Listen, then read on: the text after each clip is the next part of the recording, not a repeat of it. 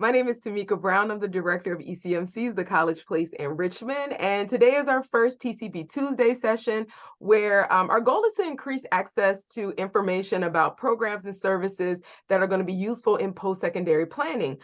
Today, I'm excited to host the Registered Apprenticeship Program. We have Diana Leyva. I'm sorry if I mispronounced that. I'm Leyva, so you had it. sorry. Leyva. And Mhm. then Jennifer Hynson from the Registered Apprenticeship Program, who are going to share information. Please, by all means, use this as an opportunity to ask any questions you'd like. They're going to provide some really useful information, but this is also a space for you to get your questions answered. I don't want you to walk away saying, I wonder. They're also going to give you your contact information, of course. But please, by all means, take advantage of this opportunity to talk directly to them to learn more about their program. So I'm going to turn it over to the ladies. Thanks so much for agreeing to join us. All right. Thank you so much, Tamika. So, she said, we'll be talking today about registered apprenticeship. My name's Diana Leyva, and I am with Jennifer Hynson. And who we are is Virginia is one of the 28 states that has a recognized state apprenticeship agency, which means that all registered apprenticeship program activity is handled directly by state administrators, which is us, the registered apprenticeship consultants. So what we do is we help provide technical support. We work closely with businesses, high schools, community colleges, and local workforce boards and other community partners to help not only develop programs, but help just create awareness to registered apprenticeship.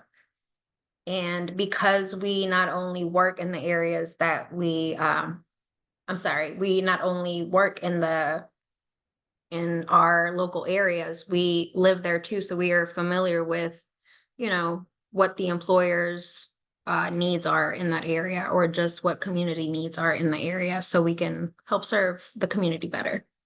So we have about, how many of us is it, Jennifer?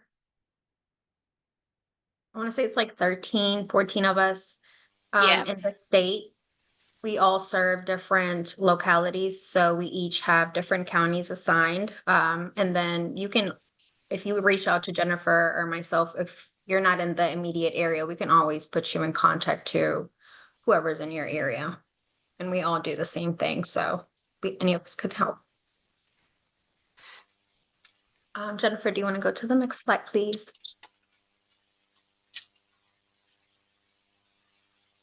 So as of November of 2003, we actually moved out of the Virginia Department of Labor and into the new workforce agency, which is the Department of Workforce and Development, which is Virginia Works. And our goal is just to collaborate with other entities that are doing the same thing. We're working around developing the workforce in the Commonwealth.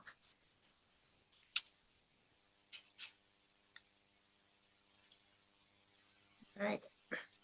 So there are 7 key elements to registered apprenticeship. So just to touch on a little bit of each of one of them. Industry-led programs are vetted and approved to ensure the alignment with industry standards, and apprentices are trained for highly skilled and high demand occupations. So what that means is that we really look at what the community needs. Like I said, if there is an area, like for example, right now, we're in big need of maintenance technicians. So we really try to work with the industry leaders to help them develop their programs specific to what that industry needs at the moment. Each apprenticeship is a paid job, so you are earning a progressive wage scale as your skills and productivity increase. As you go through the program, the more you learn, the more you earn. So it is an earn while you learn opportunity. And that's very important to know about a registered apprenticeship program. That's what differentiates us from an internship type of program, is that it is a paid opportunity. We have structured on-the-job learning and mentorship. So programs provide structured on-the-job training to prepare for a successful career, which includes instruction from an experienced mentor. So throughout the entire program, you have direct access to a mentor to answer any questions, to just supervise what you're learning throughout the job. And then you have also supplemental education. So what this means is you're, along with going to your job, you're doing your on-the-job training, you're also going to be taking classes to marry what you're learning on the job and to kind of understand not only how you do it, but why you're doing it the way that you're doing it. So that's where occupation-specific classes come in the registered apprenticeship program. So you have both on-the-job training and classroom training. We also encourage diversity in programs. They're designed to reflect the communities in which they operate through strong non-discrimination, anti-harassment, and recruitment practices to ensure access and inclusion in the communities. So we definitely work with the employers to help them have a diverse pool of apprentices to work with. We make sure that every apprenticeship program has a major safety component in it. So quality and safety is a major key in registered apprenticeship. We work with the training supervisors to help them lay out what the safety is in the apprenticeship program, so they know within the first maybe 1,000 hours of an apprenticeship program, the majority of it is safety training.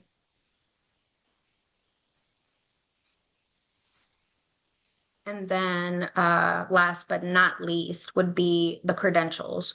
So every apprenticeship program, once an apprentice is complete, they receive a nationally recognized credential and a journey workers card, which states that they have been through a registered apprenticeship program successfully in that specific occupation. And like I said, they can take that with them anywhere they go. So for example, if somebody went through an electrical program here in Virginia, through a registered apprenticeship program, they could take that credential and go to another state to apply for licensure and to qualify for licensure. All right. So a little bit about on-the-job training. Every registered apprenticeship program has a structured outline, which we call a work process schedule. So this is what tells an apprentice exactly what they'll be learning on the job. Like I said, every apprenticeship has that 1-to-1 ratio of a mentor to apprentice to ensure, number one, the safety of an apprentice, and to just allow that apprentice to be able to ask questions and be properly supervised as they're still learning the processes of their occupation. And every apprenticeship is a minimum of 2,000 hours. That being said, every occupation already does have their time kind of set at the National Office of Apprenticeship level. So it's like at the federal level. But every program is a minimum of 2,000 hours, which equals to a year of training, of on-the-job training. And then along with that year of on-the-job training, that minimum of a year of on-the-job training, an apprentice would also receive a minimum of 144 hours of that related technical instruction, which is that occupation-specific classroom time. So this could be done at a local community college, vocational technical center, through online programs, and through their sponsor. All of these do have to be approved by the Registered Apprenticeship Division, but we have an education specialist that can help vet all of these programs once a sponsor just expresses to us who they want to use for that classroom portion of their apprenticeship, because it is it's selected by the employer.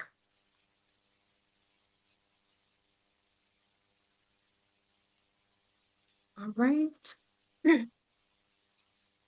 Oh, I'm sorry. So, what we mean by, Jennifer, I'm sorry, could you go back to that other slide? So just to touch really quick, what a journey worker is, because throughout registered apprenticeship, you'll hear the word journey worker a lot, means somebody that's attained a level of skills, abilities, and competencies recognized within the industry. And that kind of speaks to that nationally recognized credential. So once they complete an apprenticeship program, they're recognized as having acquired all of the competencies for that specific occupation, and they can take it with them anywhere that they go to demonstrate that they've had that training. Okay. And then the different types of related technical instructions providers that we work with are high school CT and technical centers, community colleges, different types of associations, different type of vocational schools. And then when the instruction is provided by the sponsor themselves. So that means that they have, teachers, and they have a classroom on site that they themselves deliver the classroom portion as well as provide the on-the-job training.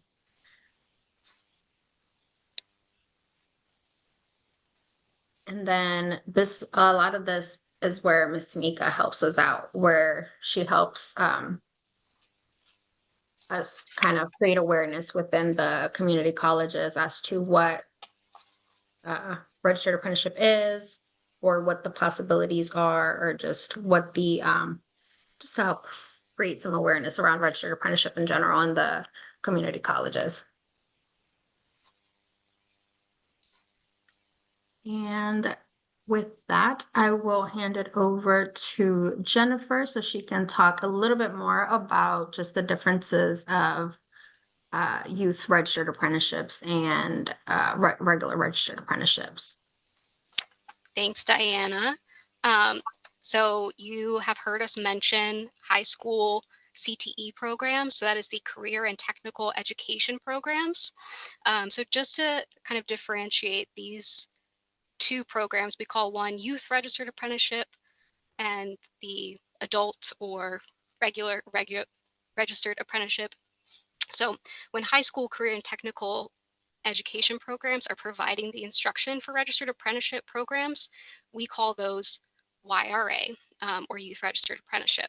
So Virginia's Department of Education actually identifies Youth Registered Apprenticeship as one of its 12 high-quality work-based learning methods, and students who participate in a YRA program can receive additional credit towards their graduation, in addition to gaining some of that real-world experience while they're in school. Now, we understand not all high school students will continue with apprenticeship beyond the youth registered apprenticeship, but if they do, the hours that they've already worked and the education that they've already received while in high school can be credited over to a full registered apprenticeship program once they graduate from high school, and they can continue their education either at a community college, private university, any of the sources that we have just shown you. And the great thing about that is to kind of put it in the real world. For example, a electrical apprentice who starts in high school could qualify for their journeyman electrical license by 21 years old. And obviously the pay raise that comes with that. So you've heard us talk about registered apprenticeship, but what does that actually look like? A lot of folks, when they think about registered apprenticeship or just apprenticeship, they think about the traditional trades, carpenters, electricians, plumbers, but registered apprenticeship today can look a lot different. There are over 1,000 occupations approved for registered apprenticeship by USDOL and the National Office of Apprenticeship. And those can include, these are some of the high demand industries that we're seeing right now: advanced manufacturing, healthcare, cosmetology and barbering, IT. Early childhood education is another one we're seeing quite a bit. This number is going to continue to grow as new industries emerge and demand for skilled workers increases. Basically, if a job requires both hands-on training and classroom education and has an industry behind it, there's probably an apprenticeship opportunity for that. So how do you get started? This is the federal apprenticeship website, apprenticeship.gov, and you can use the apprenticeship.gov apprenticeship job finder to find apprenticeship opportunities across the US. You'll see here in this slide, I did pull up some of the Virginia opportunities. It looks like some of these have been shared fairly recently, which is great to see. So when you are looking at this site, you're going to want to look for the little star that says registered, and that's going to show you that the program has been registered with Virginia Works, the state apprenticeship agency in Virginia. Now, not all apprenticeships are the same, but registered programs, they follow an industry standard and maintain high quality. So that's why we do what we do and why you want to look for the star that says that they are actually registered. And of course, if you find a job that you think this sounds like it could be an apprenticeship, or I'm doing a lot of training on this job and my boss is, asking questions about apprenticeship, Diana, myself, or any of the other consultants who work across the state, we can work with that employer to help create a program for their business and register both the sponsor and the apprentice.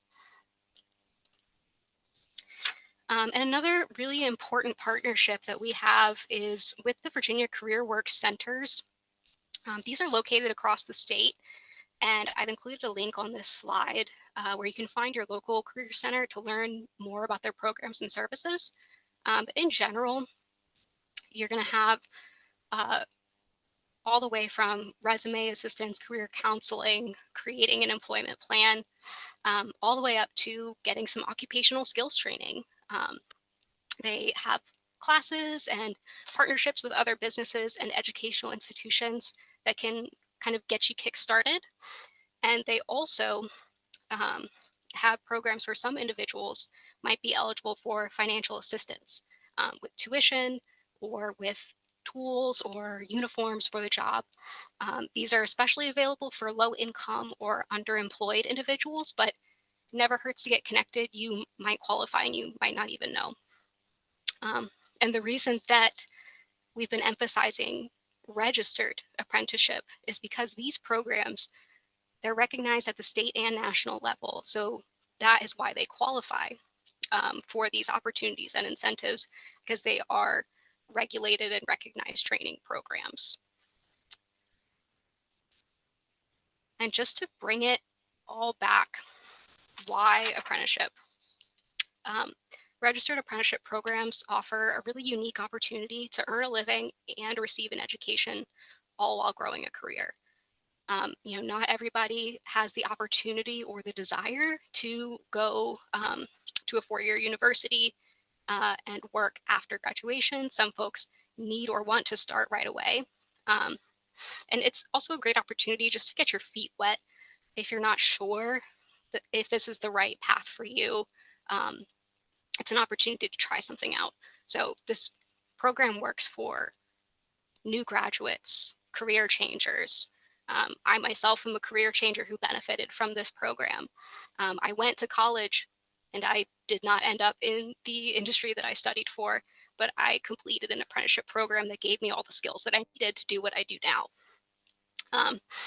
And like we've also mentioned, there is degree potential in these programs. So even if you're not sure if you want to complete a degree right now, you can get started and you can get that credential, mentorship, and career education while you do it. And of course, registered apprenticeship is high demand and high paying industries. And with that, we'd like to open it up for questions. And we have our emails on the screen here, so please feel free to reach out if you come up with a question later or don't want to share right now. We are always available. And we can also connect you with your local consultant if it is not Diana or myself.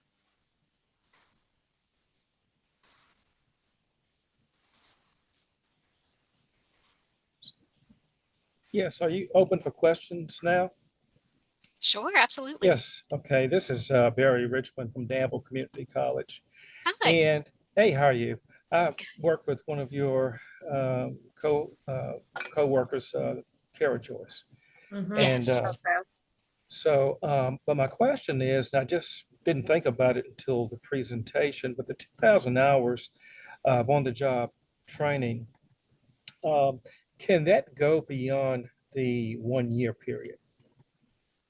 Sure, Mm. absolutely.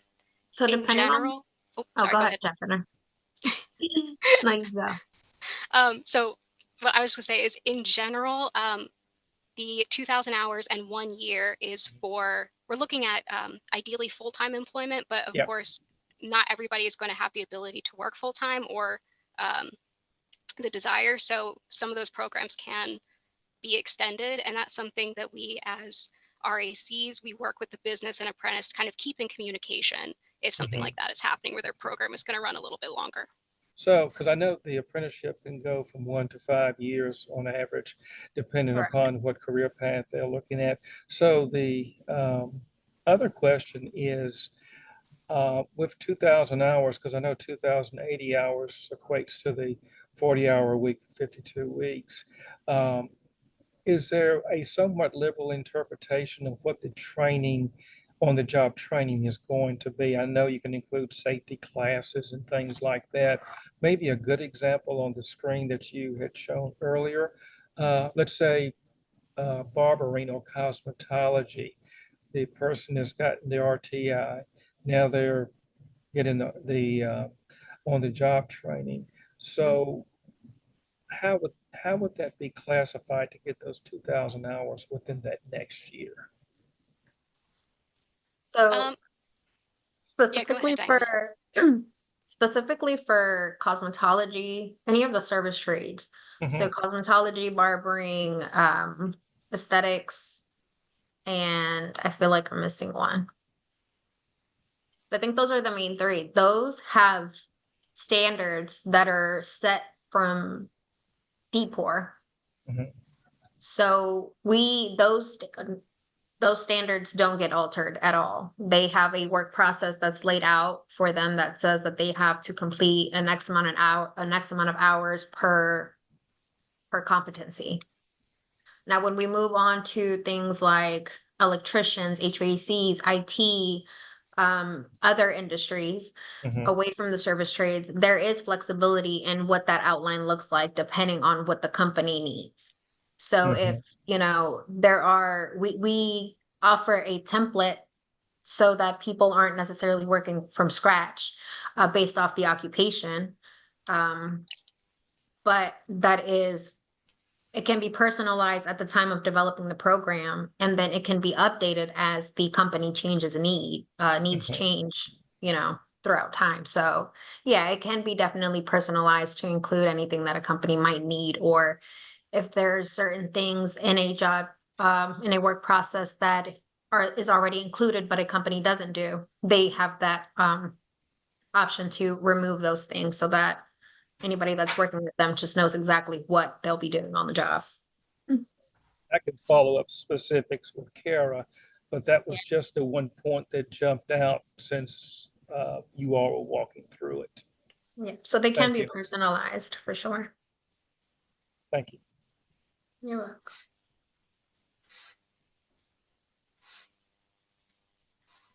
I encourage anyone, if you have questions, by all means, ask. So I have a question that has come up before. Some students may have taken, let's use barbering, for example. They have taken barbering classes or cosmetology classes with their high schools, but didn't necessarily finish the curricular component of it. Are any of those hours transferable? And in what ways, how would they be able to just kind of get credit for those if it is transferable? Yeah. So again, barbering and cosmetology are a little bit different because they do have stricter standards set by DPOR. So, but in general, what we ask is that apprentices provide a transcript, and those are reviewed at our office with our educational specialists. And so we're going to look at the curriculum and the hours of the course that you took and completed. Unfortunately, if you don't complete the course, we're probably not going to be able to get credit for that. But if you can provide a record of the course completion, then we're going to line that up, look at the hours you've completed, and work with your sponsor to complete the rest of the RTI.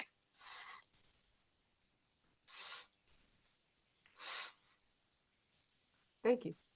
Just to add in, you can either have, you can either enter an apprenticeship with the RTI component already being complete. You can enter an apprenticeship opportunity still not necessarily knowing what that RTI is going to look like, but you do still have to complete it within the time of your apprenticeship.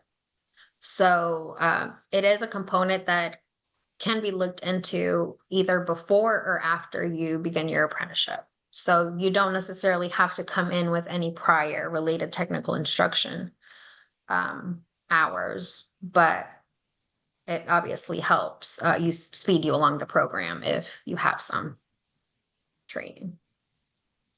And that's just to piggyback on that, your job experience as well. If you have experience in an industry, you can work with your sponsor, and it's up to the sponsor. We allow a certain amount of hours that a sponsor can grant you for your work experience. But if you've already done work in the industry that you're in, you can work with your sponsor to grant that and finish your program early.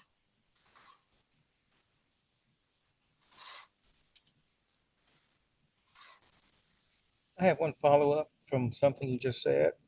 Barry again at Danville Community College. We're under a year of revamping, restarting really an apprenticeship program. So we're getting through the first couple of ones that we have lined up.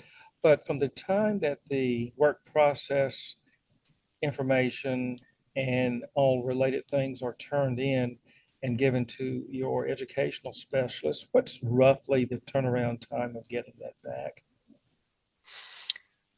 I would say, depending on the complexity, um, you know, give it a week or two if it's pretty straightforward. But if we do need to work with you to make some changes, or if you are creating something from scratch, it might take a little bit longer.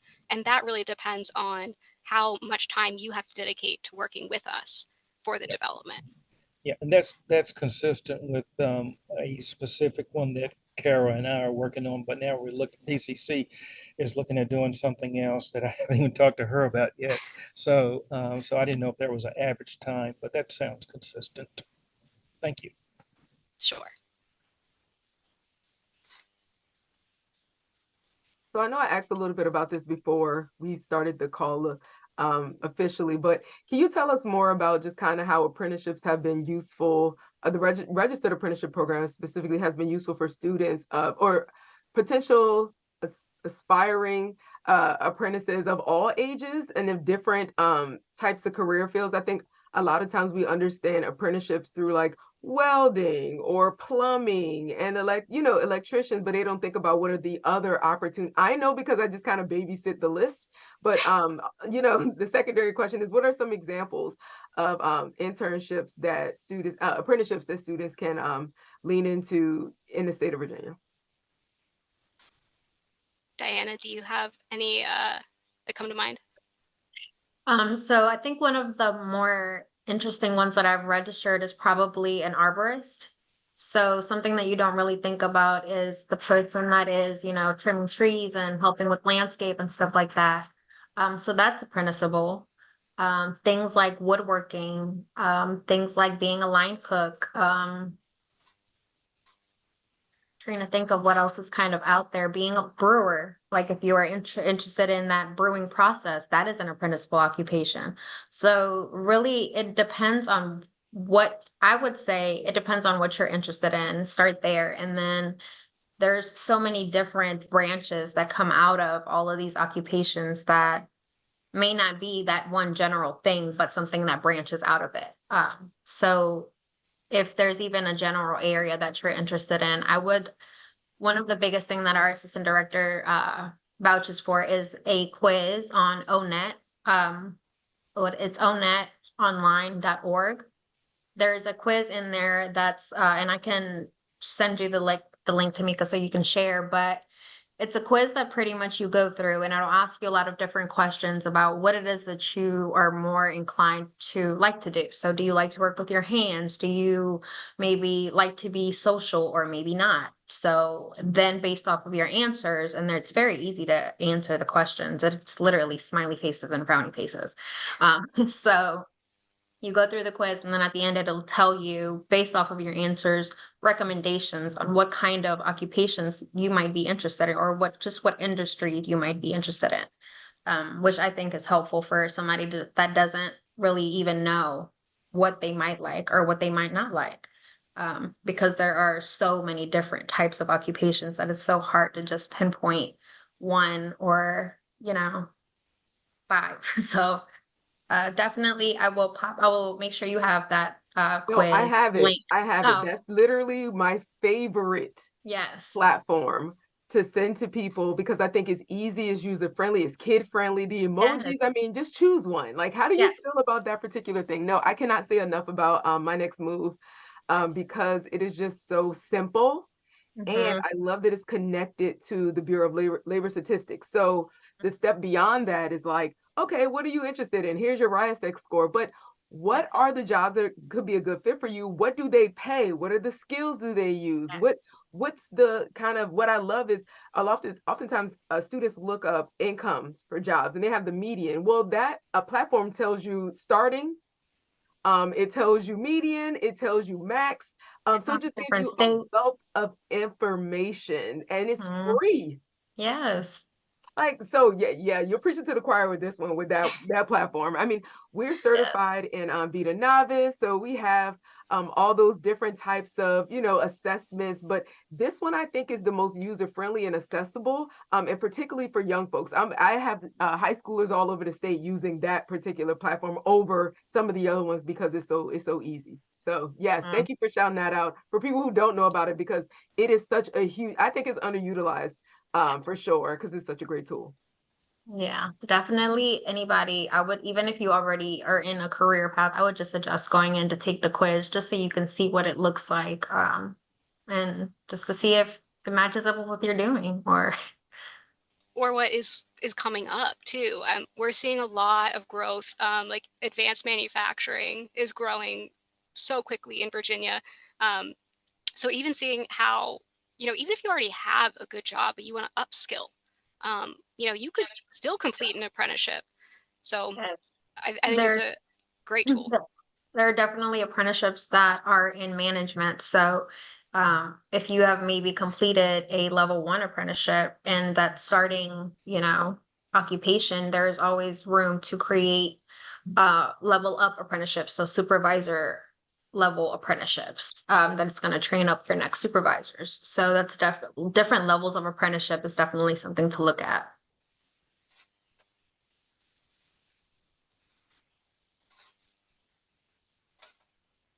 Everybody's being shy.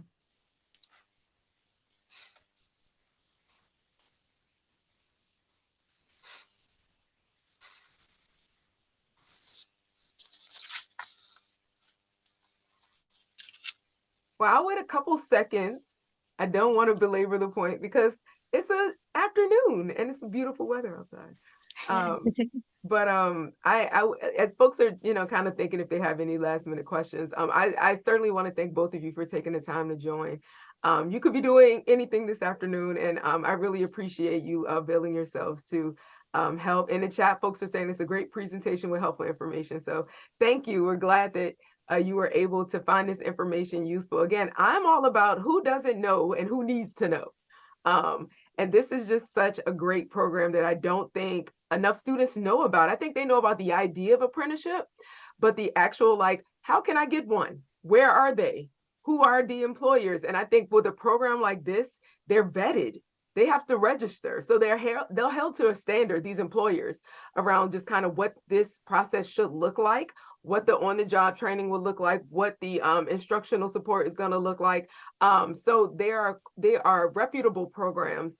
And the options are so endless. I'm always surprised to the point where like it has me questioning my career goals when I go on the list. And I'm like, one day I saw that they were looking for an apprentice for a winery. And I was like, Yes. wait, Mm-hmm. like Yeah. that's so key. It's so interesting to me. But you know, again, we think about apprenticeships in the very traditional way that we thought about CTE years ago, you know. But there's so many opportunities, and I've really encouraged students, and I've told students, don't be afraid to move. You may see an internship offered out in the western part of the state, in the I hate to say the caves, but essentially, you know, in the mining, that's what it is, in the mining field. And it could be such a great opportunity for you. So relocate, go. It could be something in the shipyard or the shipbuilding industry in Norfolk. Go. Like it'll be kind of the same approach as you going away for college. But Exactly. the idea is that you're getting training and you're getting a job. So don't feel like you have to be stuck and only find the jobs that are in your neighborhood or in your communities. This is your chance to really forge what your career is going to look like in the future. And it may change, but really like lean into these. There are not many free opportunities to get training. Yeah. Right. Like we know that there are a lot of even programs in the state that are offering like CTE types of programs, but they're charging folks thousands of dollars. And they're not guaranteed work on the other end. Exactly. You know, they're not guaranteed work at all. So this is a way for them to get that training and be trained to be journeymen or, you know, full-time staff. And I love the opportunity that they can actually be trained for more supervisory positions as well. Like that's amazing. I didn't even know that was an option.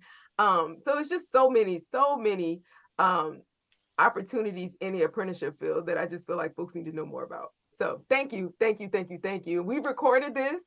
So we're going to make it accessible and available to others as well so they can know too. Thank you so much for having Yeah. us. Yes, Oh, thank you. anytime. And even if you're like, you know what, I think we need to get the word out again, let me email Tamika. By all means, just let me know. I'd be more than happy to offer the space. So last request, any questions before we wrap up the meeting? None? All right, great. Well, thank you again to our presenters, as well as those of you who joined us. I always hope the information is useful for you. You have their contact information, so don't hesitate to reach back out. Can I get the recording of this? Yes, I am going to email it to everyone who registered. We usually post it on our YouTube page, but I'm going to email it, the link to everyone who registered for the event, so you'll be able to have it, Maurice. All right, well, thanks again so much for taking the time to join us. I hope you have a great rest of your day. And don't forget to join us for the rest of our TCP Tuesday events. I can't remember the schedule right now off the top of my